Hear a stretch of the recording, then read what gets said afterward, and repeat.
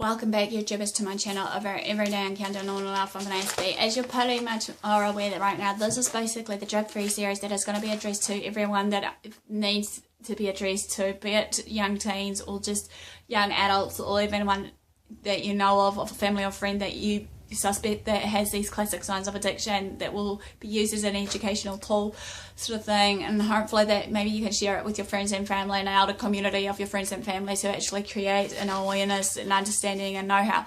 And all further ado though, however, I was addressing to you all in the last series basically of this is the alcohol withdrawal, which I address what it is, the symptoms, what to look out for, the causes of the alcohol withdrawal, the risk factors of the DTs, the symptoms of DTs, you know, how it occurs, the treatments in place for these alcohol withdrawal and the goals for it, and how to manage it in a way that will be easier for others around you as well as yourself. No further ado though, now I'm going to continue on. Basically, this is part 15, why is there withdrawal sort of thing. So thanks for watching, guys, and let's go. Kicking drugs and alcohol could be like a rough and tough time for people that obviously wants to go about doing their own thing to break the habit of addiction. Without the right support network, however, you know, be it family, friends or whatever, it does become harder obviously for these ones that do try to come out and actually want to break free the habit. As we know though, in the first 3 to 5 days though, however, within these withdrawals, sometimes even longer, depending on, you know, the person with these withdrawal symptoms that comes about, as I've said before, this can be a very uncomfortable and even painful process for them, you know. And with these symptoms that I have addressed to you all in the last piece, basically, and how bad they can get, may vary depending on the chemicals you used, as well as with the amount of length of time you've, you know, used them. So it's a timely factor versus, you know, how long versus the days, weeks, and what have you, you know. As we know though, withdrawals is best described as basically as a term of a process of the body cleansing itself of the toxins or poisons of the drugs or alcohol. Basically, here's what's going on. I'll illustrate to you all right now to get a better understanding if you don't know what a withdrawal, you know, what withdrawal is all about or how it works. The body is always at work, however, as we know, keeping things functioning as normal and healthy as possible, regardless. This process is called homeostasis. If a drug or chemical is taken to slow down the normal flow of things, the body gets pretty much to work up to speed things up, trying to, you know, do the best it can to bring it back to the normal peak range that it needs to be. If a chemical is taken to speed up that flow, however, the body works, obviously tends to slow down in the flow again, trying to get the body back to normal, leading to level 2 of the health and functioning the way it's supposed to be. But should you use alcohol or any other chemical all the time, the body gets used to constantly fighting, obviously, to create this normal flow of healthy functions. Once you take the drug away, the body takes a while to get rid of it, or to get it, you know, into its system, that it doesn't have to keep on fighting. If you were taking a drug that was speeding up the flow and your body obviously is still fighting to slow itself to normal, you come obviously crashing down, as they say, you know, falling down as a real quick result.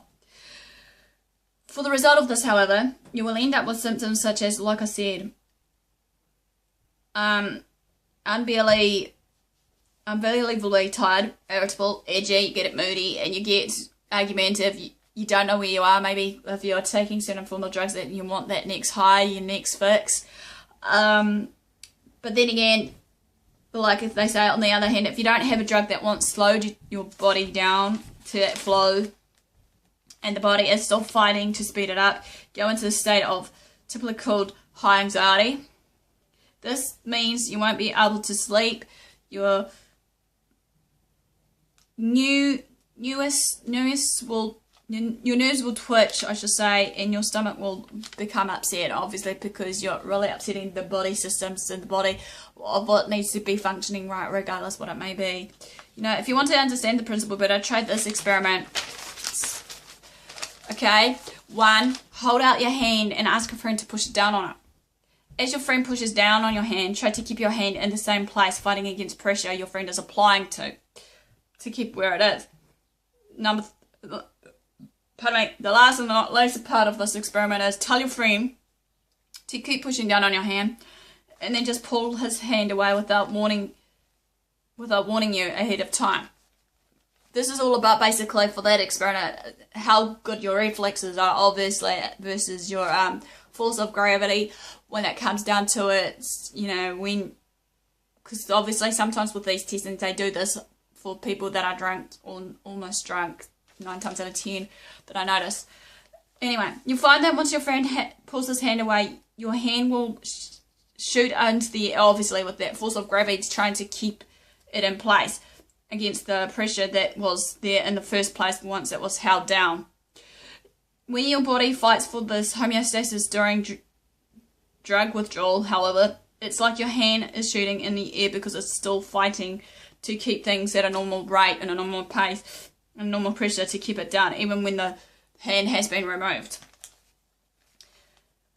While the immediate drug withdrawal is usually over in 4 to 6 days usually, but again this will vary from person to person within these withdrawals and other like symptoms that I've been sharing with you all of the topics. Your body has yet work to do in adjusting to obviously the thermostat and getting back to normal. As your body tries to readjust, it struggles to once again find its way to normal. You can experience what experts in the field of chemical dismemberment refer to as PAWS, post-acute withdrawal syndrome.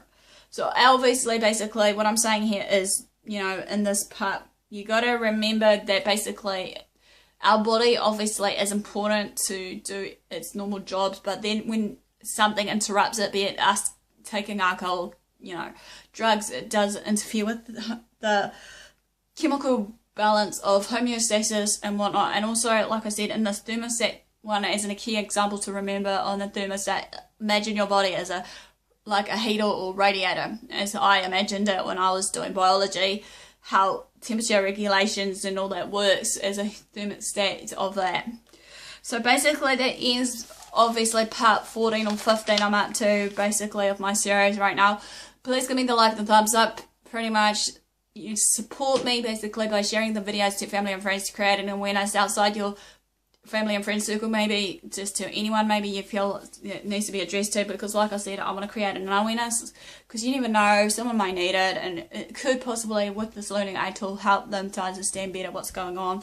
Also, obviously in the next piece of these series I'm talking about, you know, what post-acute withdrawal syndrome is all about, the PAWS, you know, watching out for it, what to do with it and whatnot. So in further ado, you know, follow me on Twitter and AspieAnswersAll, private message me on AspieAnswersAll or even Twitter if you're following me up on there, as well as basically, hopefully, like I said, comment below all the time to give me either share a story to others somewhere, even if it's just right at the very beginning of my series so that people can see it, wherever it may be, to show that you're interacting and engaging with me, or even just hopefully maybe somewhere, I think somewhere on YouTube, if you're either subscribe to me or not, I think you can actually private message me on YouTube too. So if you feel to have it there, or even on the discussion board, if you feel to need to address that, yeah, that's what I'm going to do. So enough for the day, guys. Thanks for watching, and I'll see you soon.